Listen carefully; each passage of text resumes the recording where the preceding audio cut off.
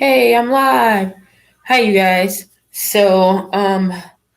Today I wanted to talk about quite a bit of things. I hadn't been on. Let me see if I can make that a little bit better. I think that's getting a little better.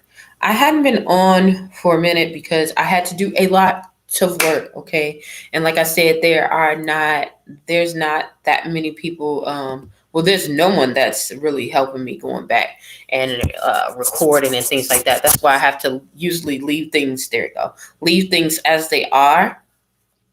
Yeah, I have to leave things as they are for the most part, unless it's very, very like super important where the message has to be it has to be docked up for the message to get through. Most of the things that I talk about, you guys are more willing to hear and receive, whether I'm dressed up, whether I'm walking on the street, whether I'm talking to, someone that is not favorable in the public eye, because what I talk about and what I deal about is dealing with real people, so some of the things that are deemed important are not so important in that aspect. So I can get a little freebie. So I'm grateful for that, y'all. I'm grateful. No one has came for me. I hadn't been on here yesterday because, like I said, I was really really busy. I was supposed to be off yesterday, and once again, that did not happen. Um, but I got some good news today. I wasn't off. I was supposed to be off today, but I wasn't. I didn't get to really have it off, and I was trying to take care of my health and everything else. And my supervisor um, just came in and gave me some really good news. Well, she's not my supervisor anymore. She bumped up. So when she bumped up, she really was going in. And my last supervisor who retired, who's on the board of where I work at, has still been putting my name out there. That's why I'm so grateful. I'm telling y'all, if y'all could just sit here, don't look at everybody else. You don't have to knock anyone else down. You don't have to attack anyone who is attacking you.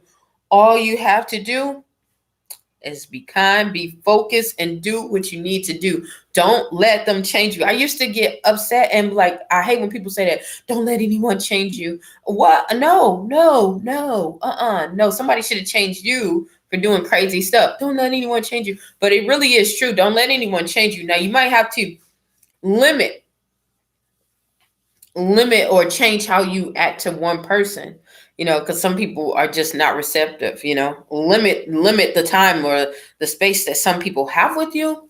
But at the same time, I'm so grateful that my heart did not get burned and scorched to the point of me just feeling like I'm stuck. I'm super stuck, because I did feel stuck for a little bit.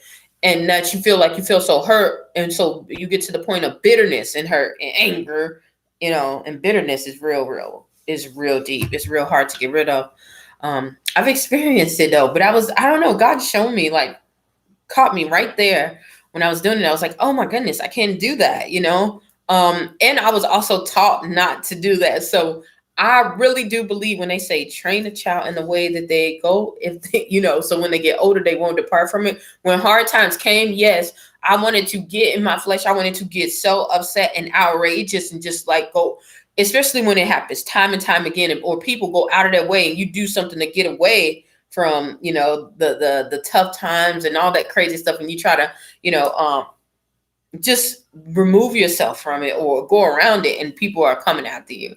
It makes you want to retaliate. It makes you want to jump out of character. I'm telling you, do not do that, because I have been getting blessings on top of blessings on top of blessings on top of blessings on top of blessings. And so yeah, that's what my supervisor, my former supervisor, was telling me about. Like, someone was looking at you and they wanted to do this, and they saw you do this, and they want you to do this, so that was like the biggest whammy. It was like, okay, God, I see you are in control, not what I think I need to do, not what it looks like I need to do. You are totally in control, and I surrender. Just surrender. Just be okay. Be okay with it. Um, But it definitely has been turning around. It has been turning around. So, but with that, I still had to do a lot of things. I had to deal with one client today who um I don't want to say that because I don't believe any of my clients are my favorite, but there are some that latch onto you more. You know, they latch onto you more than others. When you get into this arena, you will find out that some of them do. They some of them repel from you than others. You know, I have some clients who just really don't fancy me. It took them a minute for them to come in and breathe with me, and the others just latch on and they're just there. You know, so um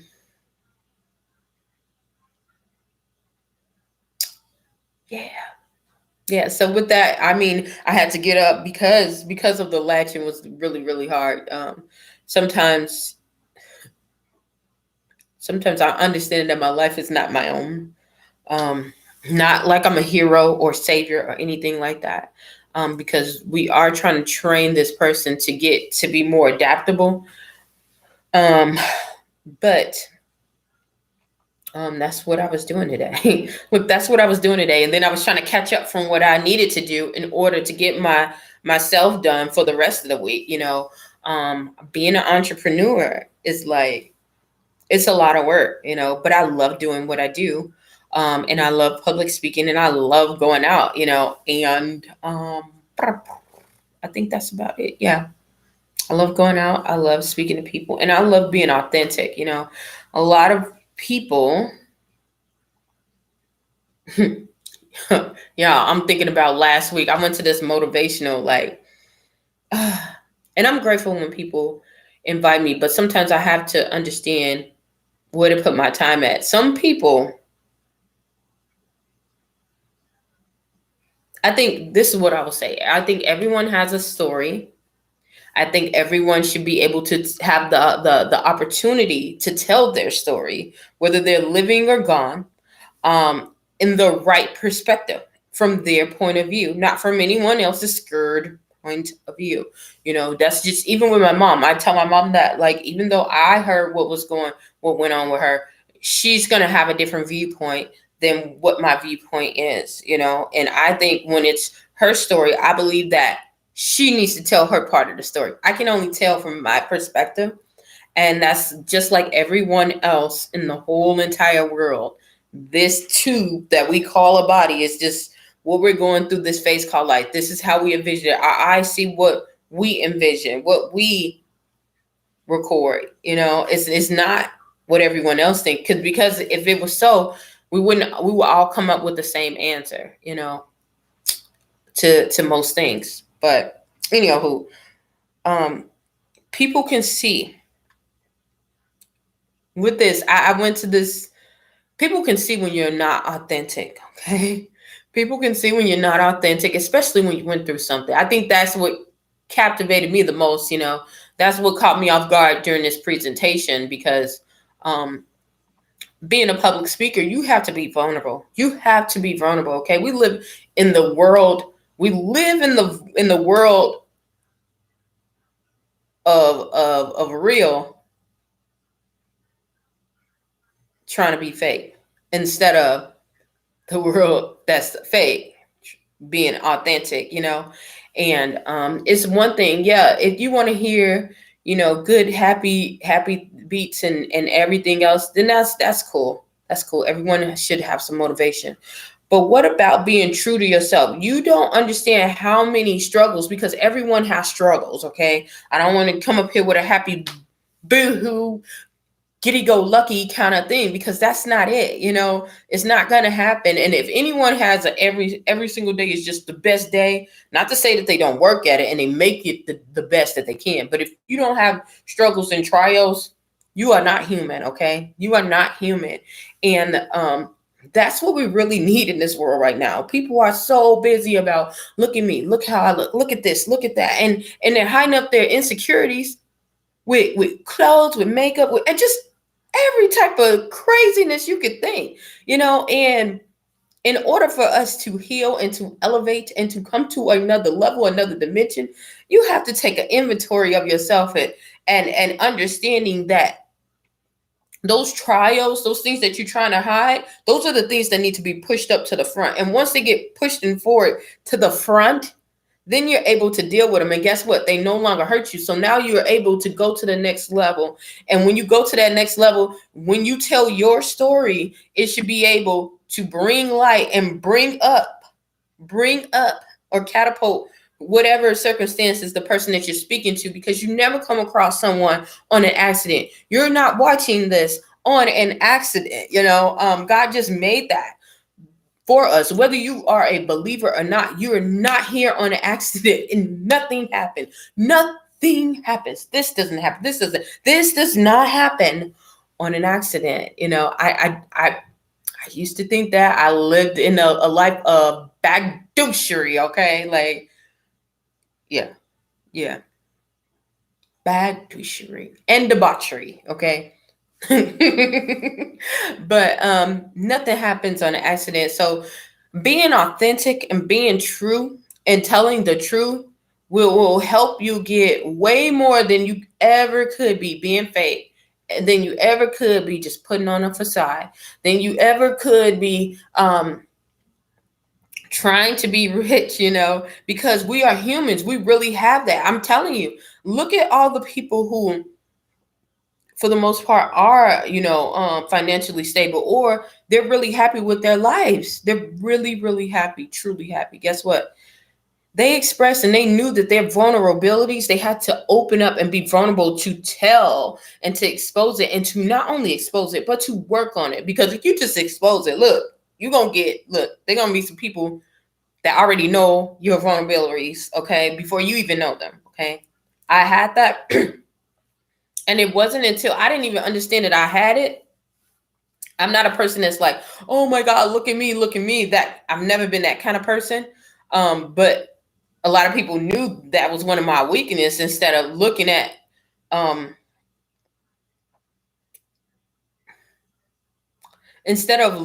saying, look at me, oh, this person is this, I was always trying to fix myself. So the way my vulnerability show was, I always thought something was wrong with me, like all the time, and there were people who knew that. So, if they were trying to get at me, that's what they would do. They would go and twist, they would turn, they would do that. But once I took accountability and I found out what it was, that I was actually doing this, and how do I work about, getting myself better, it got better for me. And not only that, when I started expressing that to people, as you're going to see right now, because that's the honest to goodness truth, you're going to see that and you're going to be like, hey, I went through that. I went through that. And I do need to take a look at that, and that's a part of people pleasing too. God don't want you to do that. So because those people know, they know that you really do want them to be around, and all that, and you want to do better, and you just want to be better as a whole. But when I dealt with those issues and I dealt with those circumstances and those everything around, things got better. I learned how to be honest, and understanding that it is okay when things bother you. It's okay. It's okay when things are getting overwhelming for me sometimes. It's okay to say, I want to rest, even though I do have a gladiator warrior finishing spirit, okay? I will finish some stuff. I will start really early and can be doing 12,000 things, and I have a finishing grace on me. Just warrior-like finishing grace, always. But it is okay, because some people know that you have that, and they try to come after you. Basically, just be authentic. And this person that I came and saw to speak wasn't. Listen, you can tell the difference. When you've been through some stuff, you can tell the difference, okay? I've been homeless. You can tell the difference. You can tell the difference from somebody who went through the fire, and the people who didn't go through the fire. And you can also tell from the people who went through the fire, who covered up, who tried to cover up the smoke. You get it? You got to tell your story, because it's somebody who's going through that, you just didn't go through it for accident or just for no reason. Someone is coming out of it who needs confirmation to keep going and to say, hey, you're on the right path, to keep going. And there's also some people who are going to go through it, and they're hearing, and that sound, you sounding the alarm, is going to help them. It's going to help them get ready for what is to come, because they feel something is going on. They know something is going on, but they don't have the physical proof. So you just be authentic when you're telling your stories. Be authentic, and don't try to sugarcoat. It's just what for, and for anyone who say, I don't want to help anyone, or I don't want to do this because they might take my ideas or something. What?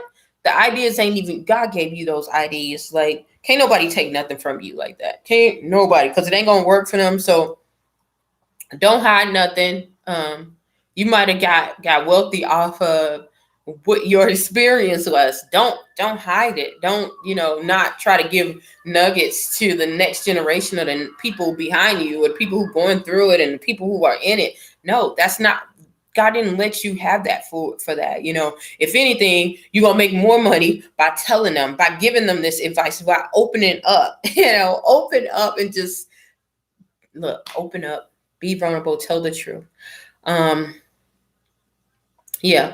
Another thing that just kind of really pissed me off, but I had to go dot my I's, is from that last meeting that I just had. You guys seen with the whole psychiatric review with my mother. Now they were supposed to. Now this is the psychiatric review that they told us we was having in September, which they lied about and said that the people didn't show up and they weren't going to go, and they didn't have Zoom, and they weren't doing all this, and it was just all types of crazy, right? I didn't like it because they were trying to pull game. And that is why I let it record.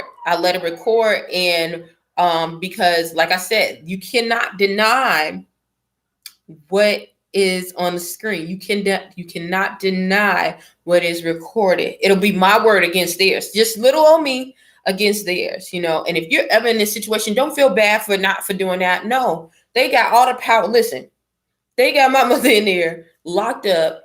There's no, I couldn't even Zoom call her, which was another thing. They said, oh, I don't think that was safe. And then on the screen the day before yesterday, he starts talking. One of the gentlemen who was the moderator of the whole group, I forgot his name, but you guys can look back on that video. It was the last video that I just made, but he starts and states that he can use it on his Duo, or he can go on his Apple and, FaceTime my mom. And I'm like, what? Why couldn't they do that in the beginning? I asked you that before. I asked you, what can my mother even have? Because you said, oh yeah, she couldn't have the recordings. And I was like, okay, well, maybe I had already asked them, could she have the tablet? When it's time for her to talk to someone, she can go in that room, because they have her in the room talking. So why can't she sit there and talk? They're not having any one-on-one interactions. And for someone who has a mental illness, especially with schizophrenia, I said schizophrenia, and you're high functioning, meaning that you're always doing something. Yes, sometimes you have to relax, but for the most part, you need to keep busy. So all of that stuff, she's going to keep going slow. She's going to try to tip in and out. You're just going to get bored. You're going to get bored and you're going to get in. So, and the things that they're trying to teach they're not teaching. So, yeah, it's just really, really, really weird. So I wanted to make sure it was recorded. And then he starts talking about that. And I was like, okay, this sounds like shenanigans. So, yeah, I just need to do it. I'm just going to have to do what I need to do. So, I went and got that paperwork close together so I could, get that squared away. And then I was a little bit perturbed because my mother said they were going to visit my uncle's home. And I guess they were trying to say that, she was living there and it's unsuitable and all this other stuff. And I'm sitting here like, my mother hasn't lived in that house in over 10 years, maybe even longer. And my grandmother passed in 2000. So it had to be longer than 10 years because my grandmother passed in 2016. So all I know, it's been a really, really long time. It's been quite some time. So, and I don't know where that's coming from either because the whole plan is to have her relocate because they already said even if it wasn't relocation, she's not going to that provider that she has because they literally said, which is also recorded, that they don't want her here. We don't want her here. So that shows you what kind of care that's been given. So yeah. And I want to say this, okay? Because doing this job is extremely tough. There are times I have clients that are some of them are very, very much difficult, but I will never tell them that, I don't want them to be anywhere around me or I don't want them to be at the facility that is with them. Now, I will say, if this facility is not helping you, we're not giving you the best care, then I want you to go somewhere that's better. Yes. But I would never say, we don't want you here. And basically what she was saying, what she was saying, I should have left that alone, huh? Y'all was eating, whatever. Basically, what she said was a true reflection of how they treat and care for individuals there. Not just my mother, not just my mother. Just I want to put that out there, like not just her. So, yeah, yeah. What else? Oh yeah, so that's kind of another reason why I didn't. And I had so much stuff to do. It started snowing too. Car got blocked in from another car that was stuck. So that was just a whole nother ball game. So anyhow, what I'm gonna do is call my mother. She should be able to speak. Um, I really hope this lady does not get a attitude with me, but I really do think she probably will. But if she does, that is okay. One of the ladies told me that, yeah, it's weird, just weird. Thank you for calling Richmond State Hospital. Please listen carefully to the following. Wait while I transfer your call. Richmond State Hospital, how can I help you? Hi, I'm calling for 420 Unit A. Give me just a moment. Thank you. When I get up there, I look at the door, I put my key in. And they already know who's speaking because they already have the call ID. Of course, with most mental health. Andrea. Hi, I'm calling for Patricia Dean. Somebody is on the patient phone right now. Can you call back in like 10 minutes? Okay. 10 minutes. Okay. Okay, so this is 23 minutes after 6, y'all. I'm going to literally wait for 10 minutes. Oh, yeah. While I'm doing that, let me tell y'all what happened. So on my website, I have my containers for my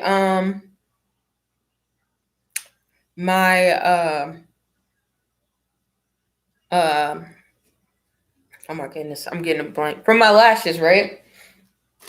So tell me why this person, like literally, yeah, I have my containers and they're like different versions or whatever. I'm gonna leave the link underneath.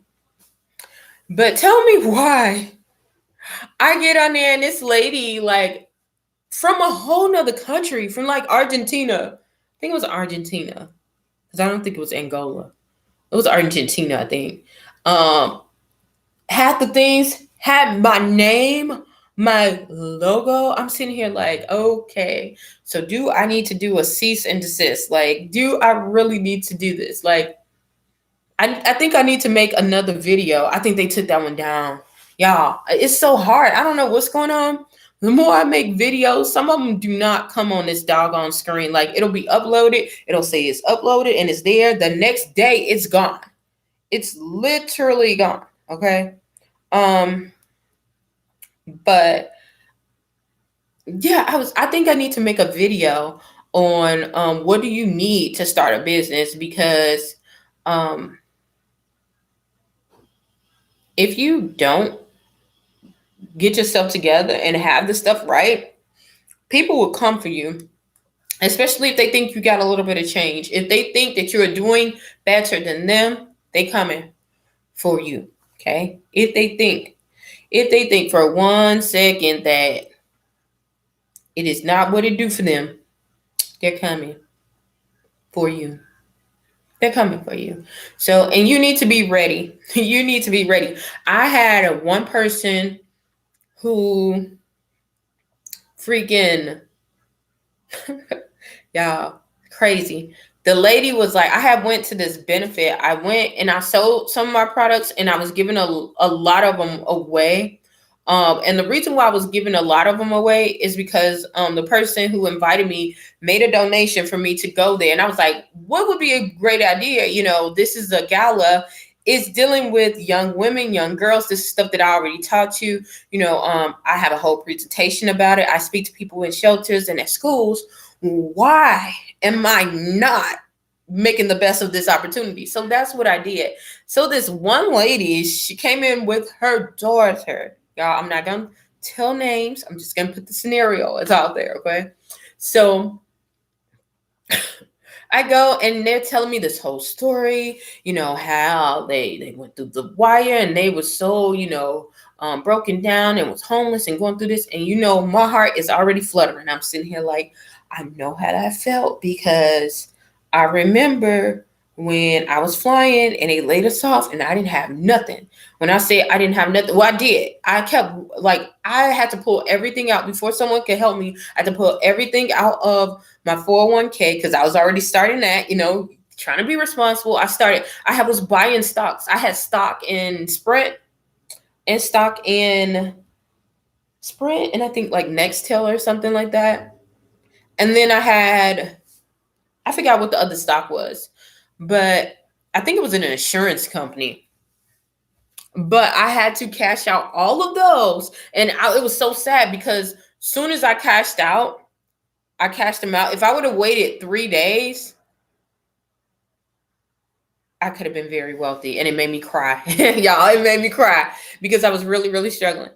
So anywho, I'm sitting there. This lady is going in. She is going in. She is giving me the whole shebang, boy, the bread, the butter, all of this. And I'm sitting here like, oh my God. Oh my God. You know what, God, you put me in this here for a reason. I'm trying to do my best. I told you, God, if you let me be up, if I get up, I'm about to do the best that I can. I'm about to help people the best way I know how. If I got an opportunity to do it, I'm going to do it. Okay.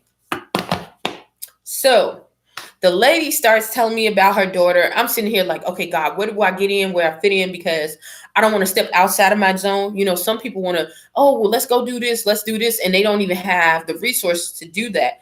I know I'm on limited resources. I'm not a baller at nobody, no means. Okay. No. But I know that on this planet, God gives you everything that you need at that appointed time right now. You have everything you need right now, you know. So I'm like, God, use my hands. What am I supposed to do? What can I do? What and who? Felt the anointing right there. What am I supposed to do with my hands? I pray over my hands, y'all. I really do. Anyhow, so this lady starts talking about her daughter for prom. She doesn't have a dress, blah, blah, blah. I'm like, I can't get a dress, but I definitely can do that makeup, you know. I make makeup. I sell makeup. I'm around a lot of people. So I'm just like, okay. And I'm like, don't worry about her makeup. I'm going to take care of her makeup, right? Okay. So she's all happy. I'm like, you know what, God, what else can I do? So I call a lady who knows my mother You know how your family knows other people. So she has this like ballroom like thing, and she sells like these different exotic like wedding dresses. They're very, very exotic. They are in Chicago. Um, and I'm like telling her what's going on. She's like, oh, say no more. Bring her here. Whatever she can, whatever dress she picks, that's the dress she's gonna get. And I'm like, what? Like it's no limit because these dresses are like really, really expensive. Like I want to say like 4,000 and up. It's not like what I had for prom that was like, $26 or something like that. It was nothing like that. I mean, yeah, it was really, really nice. I mean, those little crystal things that they have now is just like, yeah. So the girl comes down and, I'm telling them like, this is what's going to happen. Someone else is joined in. So she's like, okay. So, we get there. The girl picks out a dress, so humble, so nice. The lady who got her dress, who owns the gala, who owns the gala, who owns the boutique, knew someone who did hair. So she's like, look, do you have this? Do you have that? Block, schedule everything. So I was like, you know what, God, thank you. Thank you for using it. And everybody was all happy because we know what it is. And I'll tell you that lady's been through some struggles too. So yeah. Anyhow, so the girl is getting ready for prom. Now, I didn't even know that the girl, man, it's so deep. I didn't even know the dress, it was okay. Before she left out, it was a dress that she wanted. It was a yellow dress and it was this purple dress. The yellow dress, the girl just kept going to, and I thought that she was going to get this dress. But when her mom was there, she was like, they said something. Then she ended up getting a purple dress. So, and the purple dress was more like boom, boom, boom. The other dress, it was really cute, but I really think that yellow dress really fit her personality. So prom comes the day of. Her mother tells her that she cannot go.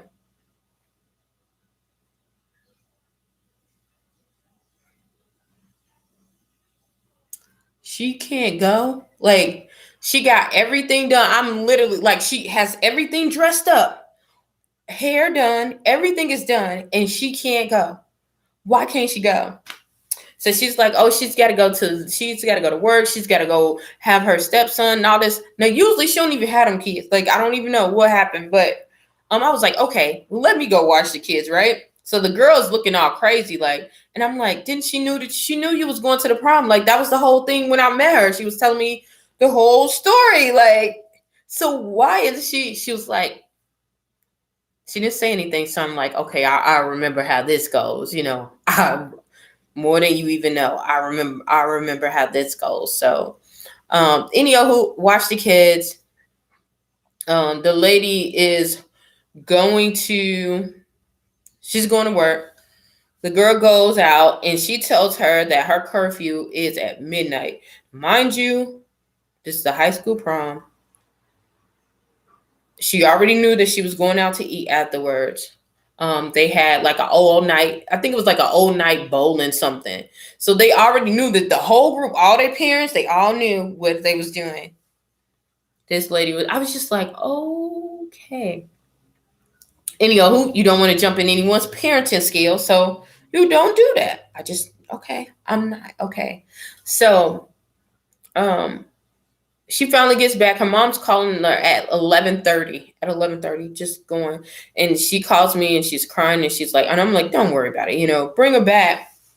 And I noticed, like, I didn't say nothing else. I just saw her mom with the vest on because she had the I won't even say what store, but she had like a smock. Okay, it's a couple of stores like that, so I didn't put no names out. She had the smock on, but I noticed that she had on these dress shoes. Like these were some red bottom shoes, which I was like, dang, I don't even have red bottoms no more. Like what is going on?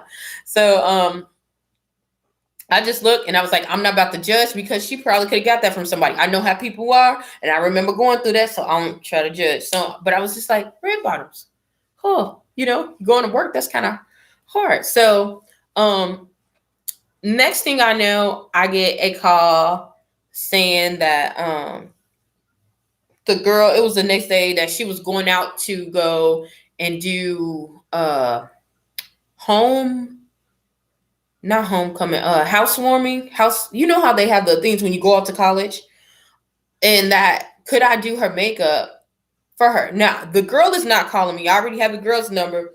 She's not calling me. It's her mother. So I'm sitting here like, why didn't she ask me that yesterday when all this, well, earlier this morning when I went and picked up and all this stuff is happening?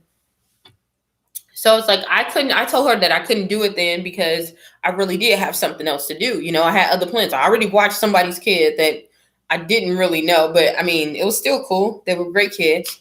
It was just enough. It was just enough from some small stuff, y'all. Like, who does that? I don't know. Bill does that. But yeah, so I did that and I'm like, no. So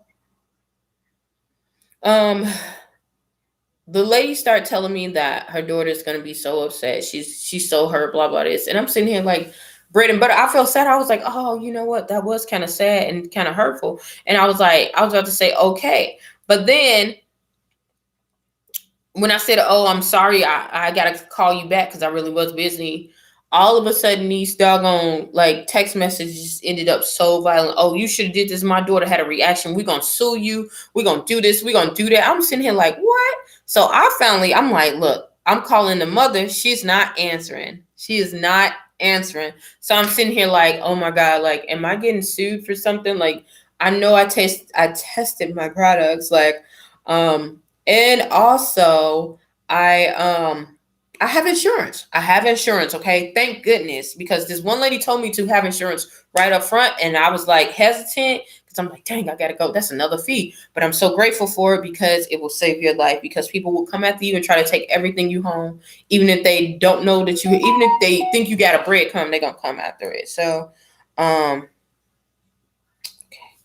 even if you have a breadcrumb, they will come after it. So, um, protect yourself. So I'm like, okay, well, and I'm like, if that's how you want it, fine. So something just told me to call the daughter. So I called the daughter. The daughter's not even there. The daughter's like, hey, hey, Miss, hey, Miss B, blah, blah, blah. And I'm like, hey, I just want to know what was going on, blah, blah, this and that. And she tells me like, what are you talking about? A house party, a housewarming party, or going away? It was like how they have the going away college party where they give you gifts for college. She's like, I couldn't have one. She told me that I couldn't have one. So I don't even know what she's talking about. She's probably trying to scheme. Like, I'm just tired of it. I can't wait till I get up and leave. I'm like, what? So the whole time, the lady was scheming. Whole doggone time, the lady was scheming the whole time. She wouldn't have went to prom. She had broke down and started crying because she was like, she was told that she was never going to prom. She wasn't getting anything. She wasn't telling her she wasn't pretty. All this other stuff. Her friends were really telling everything that was going on, and the friends' mothers were telling everything. Their parents were saying little stuff like, I felt like I was so bamboozled.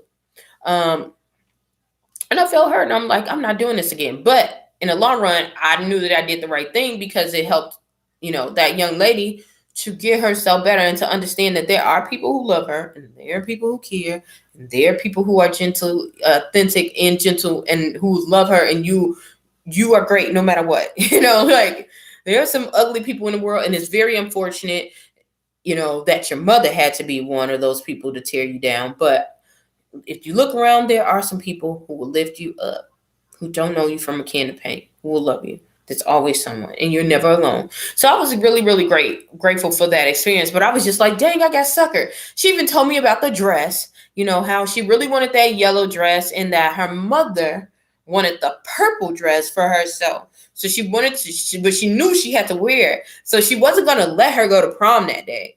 When she said she couldn't go, she knew what she was already planning on doing. She didn't want her to wear that dress at all. So, and once she got the dress, she wanted to go and take it back. So I was really, really upset when I told the lady what was going on. The other lady, because I had to tell the other lady what was going on, who is my mother's high school friend. She was like, where's that dress? I'm going to get that dress. I'm like, no, it's not worth it. She was like, yeah, I'm like, it's not worth it because it really, all it's going to do is bring more trauma to the girl. So it's not even that, but she did have a good time. Um, But that's how I got. That's how I got almost scammed out uh, of my business and out the little money that I did make. Um, and it was creepy. So I will make a video very, very, very, very, very, very, very, very, very, very, very, very soon on why you need to have certain things and how to go about things, and how I'll tell you how I went about going to do certain things, because certain things that you see on that I see on here, I went different routes as far as branding my product, as far as how I went about it, and I still had really good results. And everyone doesn't have the same opportunities and the things that other people have. But if you look at the surroundings, the things that you have around you will help you. So yeah. I'm gonna go ahead and call my mom because it's been like freaking 10 minutes. Over 10 minutes, but we'll see.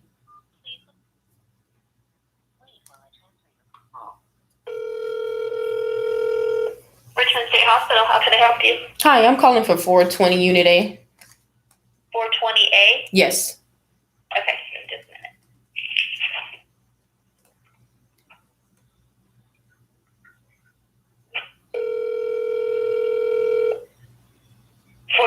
Andrea. Hi, I'm calling for Patricia Dean.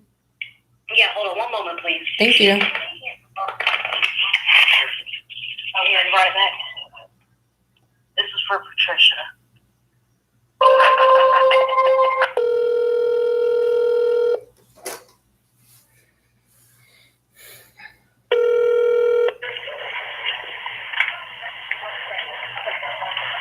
I think I'm gonna leave the phone right here. Patricia?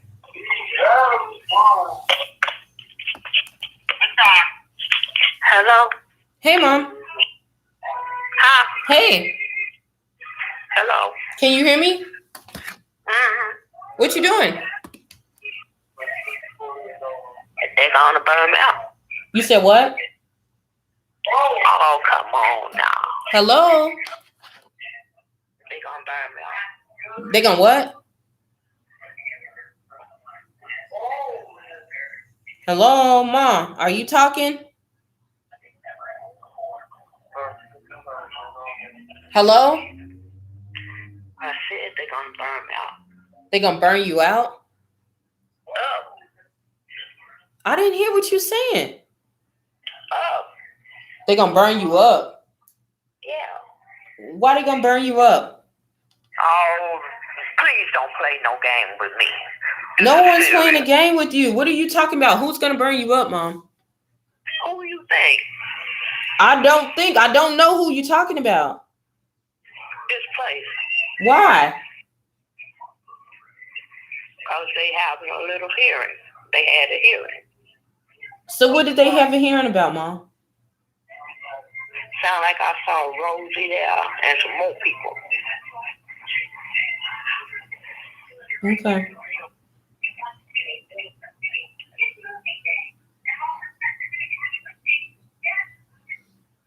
Okay. So you have a nice life, yeah.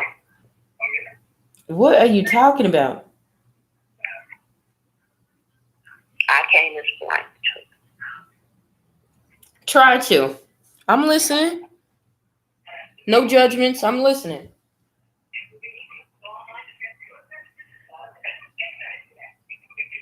Well, I can't explain it there. Why? You'll find out. You'll find out. How am I going to find out?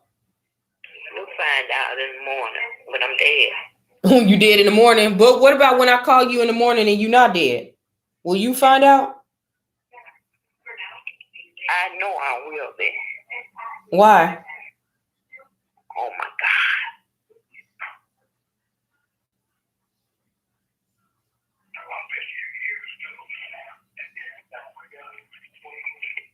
Mom, no one's going to hurt you.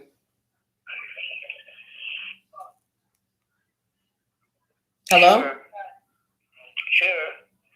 Are you a believer or not? Hello?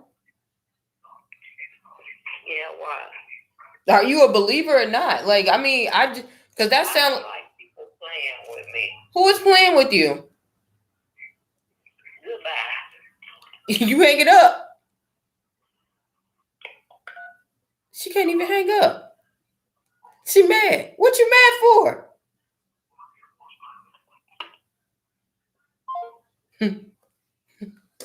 Yeah. Okay. So I have to go and call again, which is sometimes unfortunate, but this is something that I have to sometimes go through, and sometimes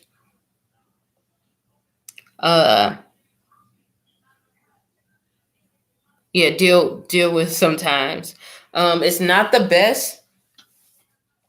It's not always the best. Sometimes you have to detach, because hearing that, you're telling, just like I was saying, nothing was wrong with her. She's not hearing that. She's still in a delusional state. And as you can see, even though she's in that facility, it is not working. Okay, it is not working. So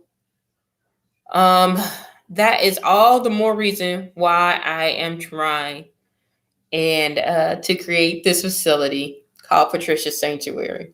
So you guys can see straightforward, head first, what is really going on. Like I said before, sometimes those institutions are great. Some of them are. But for the most part, not so much, and sometimes it can make some situations 10 times worse than what they are. And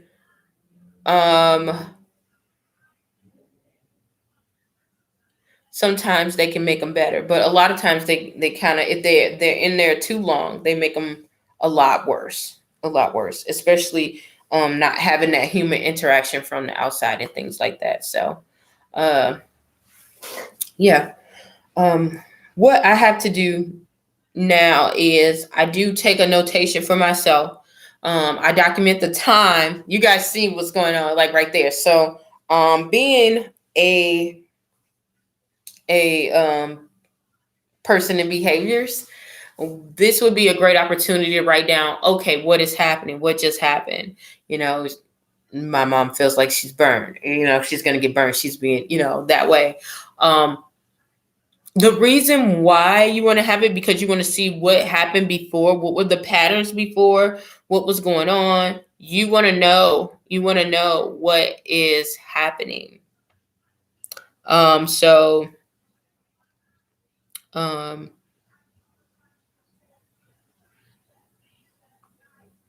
Yeah, you want to know what's happening.